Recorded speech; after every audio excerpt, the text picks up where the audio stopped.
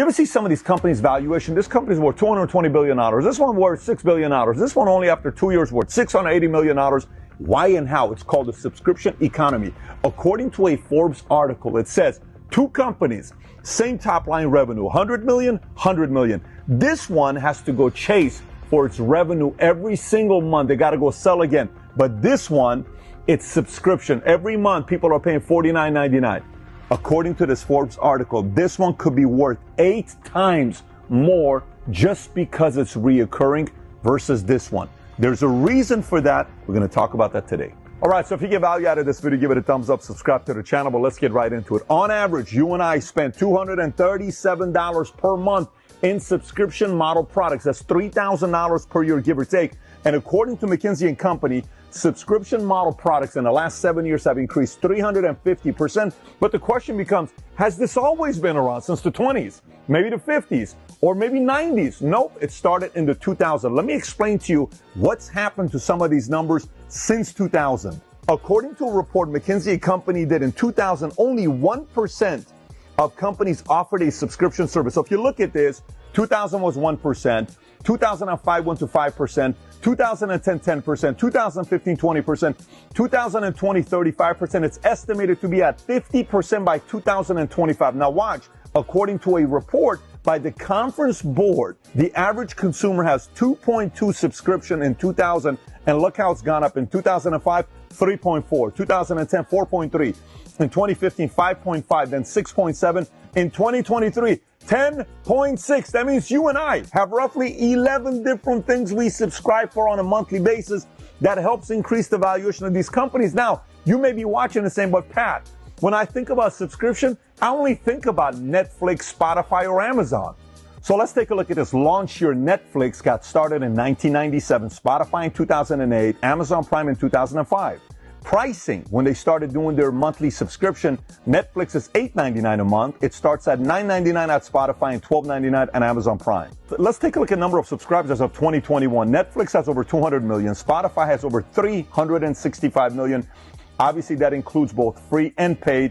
And Amazon Prime is estimated to be over 150 million. So let's take a look at revenue. In 1998, when Netflix got started, they did roughly 1.8 million. In 99 to 14.4 million. 2000, they did 49.3. 2001, they did 103 million, give or take. And by the way, today their top line revenue is $32 billion. Netflix, $32 billion, worth roughly $200 billion. Let's take a look at Spotify. Spotify in 2010, revenue was 155 million. It jumped to 330 million in 2011. Last year, roughly $12.35 billion in a year. Spotify, and last but not least, Amazon. So now keep in mind, Amazon originally got started in 95, but they did not get into subscription until 2005 when they launched Amazon Prime. Look what happened to their numbers. Before Prime in 2004, they were doing 6.9 billion. In 2005, when they started Prime, they went to 14.1 billion. And do you know what they did last year? A little over $350 billion. So now if you're like me, you're like, Pat, but give me a break. We're talking about Netflix, Amazon. It's not every industry can really do a subscription model, really.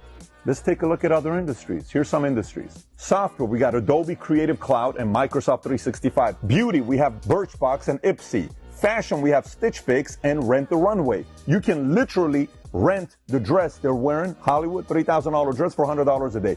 Or you can ask them to send you clothes every single month. You give them the size, your flavor, what you like, $300 a month.